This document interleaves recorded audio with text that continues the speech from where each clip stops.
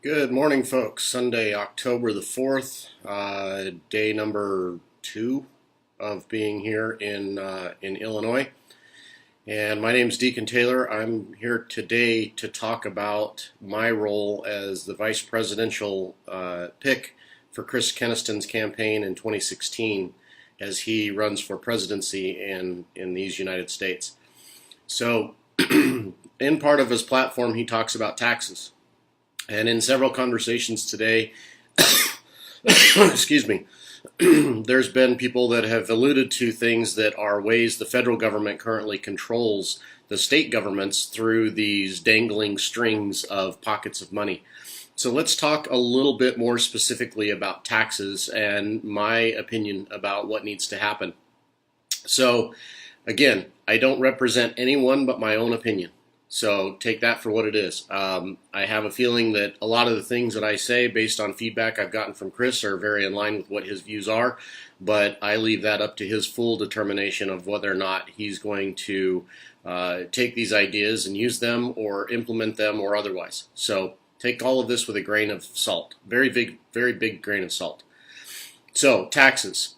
The federal government has been using this employee pay-in tax through payroll, as well as the matching fund through the actual companies. So essentially, they're collecting taxes on a pretty massive scale from the entire United States, and they have full legal authority to do so. However, it's not the right solution, in my opinion. So when this country was founded, it was founded under the principle, very simple principle of no taxation without proper representation. And I can tell you personally that of the thousands of people I talk to, not one of them, not a single one of them feels like their voice is being represented in Washington, D.C. So we have this power vacuum. And it's very similar to the same power vacuum that our founding fathers felt in the times and the foundations of this country when they threw the Boston Tea Party. So, what happened and how did we get here? Well, it was a slow, methodical process of people that were in power realizing that they had the authority to do things in Washington without having to check back in with their constituents and let them know what's going on. And slowly over time, especially in the last 120 so years, that power vacuum has become increasingly more destructive. So, what's the solution? Well, if you look at chriskeniston2016.com and you look under platform and you look under taxes, he talks about very specifically a consumption-based tax, which, if you go back to the founding of this country, is very much like tariffs. And tariffs were a huge part of how this country was able to afford to operate without having to collect a massive amount of taxes from the people. So property taxes, inheritance taxes, payroll taxes, sales taxes, on and on and on and on. If you add all of these up, the average consumer is taxed at around 60%, depending on who you talk to. Oh, and don't forget the fuel tax and road taxes and all those. So for anybody that wants to check my math, go back and look at how much you paid in your tax at the end of the year to the IRS. Then look at how much of your budget goes to your local community for sales tax. Then go and look at how much goes to property tax. Then go look at how much goes to fuel and road tax. And you start adding all these up, and it's very easily 50%. And in a lot of cases, higher than that. So unacceptable in every aspect of the term. Part of that is we have a runaway government that absolutely doesn't listen to the constituents, so we have huge taxation without any real representation, and that's a massive problem in and of itself. To move beyond that, what's the real solution? Well, the real solution is to go to a completely new tax structure. Move away from the current tax codes and all of the amazing amounts of ridiculous nonsense that go on in the tax codes where multinational corporations are able to, through legal systems, move their money offshore into these areas of the world where there are little taxes and then essentially leave the American taxpayers with a huge bill. Meanwhile, we subsidize these companies through all kinds of research grants and tax breaks from their local communities because the communities want the companies there, and on and on and on and on and on. So people that make billions of dollars pay a very small tax when you take out all of their loopholes and everything else, while the average American is left paying 30, 40%, depending on what income bracket they're in. So it only works for the richest of the rich. It's very fascinating how that happens. Frustrating and infuriating are words that I would normally use. But that all being said, either a flat tax, which it's a decent idea. It has some merit, and I think that Chris has even alluded to the fact that he would consider that. But a consumption tax is the one that we currently are looking at very seriously, because what it does is it goes back to more of a tariff-based system. So every single person that's currently working for the IRS would have an opportunity to retool and retrain and transition into the local communities. And in this process, it's my estimation that because the states would then be responsible for collecting the taxes, and not even necessarily the states, but rather the counties and cities would be responsible for collecting the taxes as purchases are being made. And there's a lot of people that argue about this is going to affect the poor more than the rich and all of that stuff, and I get that. I understand exactly where you're coming from, but you got to understand we're talking about going from a 50 to 60% tax ratio down to like 20%. And so there's never going to be a perfect system. There's never going to be one. But at least we're trying. And at the end of the day, if the taxes are collected at the city and county level, now follow me really closely here. If the taxes are collected at the city and county level, and then based on your percentage of the population, those funds are then moved up to the state. And based on your percentage of the population as a state, those funds are moved up to the federal government.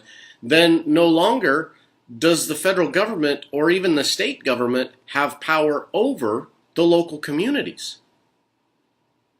So, whoa, how would that feel?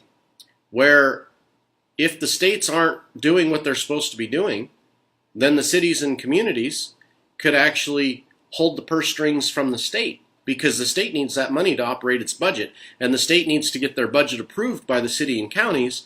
And so all of a sudden, the people in the local communities have a direct influence and a direct way to manage what the state is doing. And subsequently, the same thing would happen with the states. You have 50 states that are responsible for collecting the taxes at the most local level and then passing that money up to the federal government. Suddenly, the states would be able to dramatically influence what the federal government is doing with our money. Our money. Not their money, our money. So anybody that talks about government subsidies and all these other types of things, I don't even hear what they're saying once they start talking like that most of the times, because I understand they don't get it. They don't get that that money is our money. That tax money is our money. So while we work on this plan to transition the government and actually get this thing under control and get it back to being representative of the people where it belongs, instead of the special interest groups, because frankly, there's just as many special interest groups on the far left spectrum as there is on the far right spectrum. And it really irks me when I hear all of my very liberal friends talking about the very conservative programs that the Koch brothers are supporting. But what they don't understand is that the Koch brothers are hedging their bets, and they're investing heavily in both parties. They don't understand that the Soros family is investing very heavily in both parties. They don't understand that the Waltons from Walmart are doing the same thing. They don't understand that all of these people are doing this out of a sense of being able to control the market. And it's not that they're bad people. They're trying to maintain their business model. And if you've watched any living creature fight for its life and fight for its survival, it will do anything to survive. And that's what I estimate most of these corporations are doing. They are doing whatever it takes to survive. So we need to focus on the real problem. We need to focus on the real problem, which is we as American citizens have been absolutely failing in our responsibility as citizens to oversee what the government is doing and to manage our own government. These people work for us, and we've been letting them work for someone else. Well, it's time to change. I am someone, and I believe very much that Chris Keniston will be the next president of these United States. And I believe very much that you, the viewers, are someone.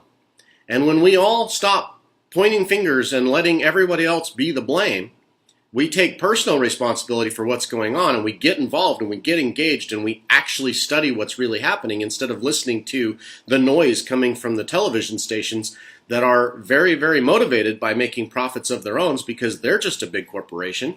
Then we actually take control of our government and we start to instill things that make our lives better and improve the lives of our families and our children and our future generations, because frankly, if things keep going the way they are, we're not going to have future generations. It's plain and simple. This isn't a sustainable model. This market capitalism system that is controlling our lives is not a sustainable model, and it has to be changed. So I'll leave you with one last thing. And for those of you that have watched this far, I applaud you. I know that I may not be the most exciting person to listen to. But think about your paycheck every month. How much of your paycheck is taken out every single month that is sent to the IRS and held in an account, and then at the end of the year is given back to you? Think about that number.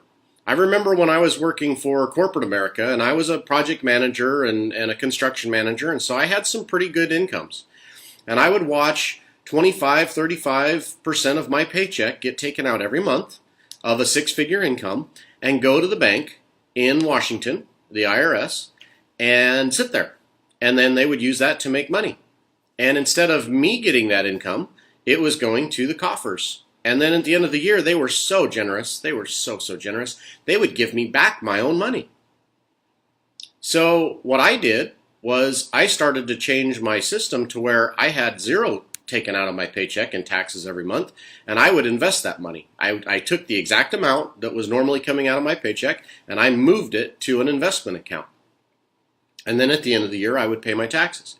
And the only time that ever caught me short was because one year I actually received some shares of stock from a particular company that I used to work with, and those shares of stock had a very significant value, and I forgot to take a percentage of that money and put it into my savings account so that I could pay that. So right now I owe the IRS some money. I'll pay it when I can pay it, but I can guarantee you, unlike the IRS, doesn't give me any interest on the money that they hold of mine all year. I'm going to owe them interest and penalties and fines and all kinds of money because they don't care about what's best for me. They care about what's best for the IRS. So talk about a rigged and unfair system. If you're late, penalties, fees, fines, all kinds of stuff. But if they give you your refund, your own money, refund, your money. I can't express that more clearly. A refund is your money that they're giving you back. What do? They give you your money back. They don't give you any interest. They don't say thanks for the loan. They don't say anything. But if you're late one time, if you're behind one time, oh, you get letters of they're going to take your property, they're going to foreclose on you, they're going to take all of your assets, they're going to drain your bank accounts. They are going to do whatever it takes to get their money, no matter what that means for you. And I know lots of families through the 2006 and 2008 mortgage program fiasco that Mr. Bill Clinton started with his ideology of everybody should be able to own a home, which I agree with that theory. Everybody should be able to own a home in this country. But that doesn't mean that everybody can own a home in this country. And the net result was his great economic gains for all of those years that he was in office cost us, on a macro scale, a global economy collapse. So do your research, folks. Educate yourself on what's really happening in these systems and get involved. There is a solution, and I believe it's Mr. Chris Keniston in 2016 and the Veterans Party of America in 2016. We already have some elected officials throughout the country, and we are going for every office that we can as a collective because we understand selfless service is something that most veterans, first responders, nurses, teachers, and all of those types of folks are drawn to. You are someone, and we are going to help restore this nation to the power that belongs to the people. So join us today, get involved, And we'll see you as I'm traveling as soon as my bike's back on the road, and more videos because I'm being left unsupervised. Have a good day.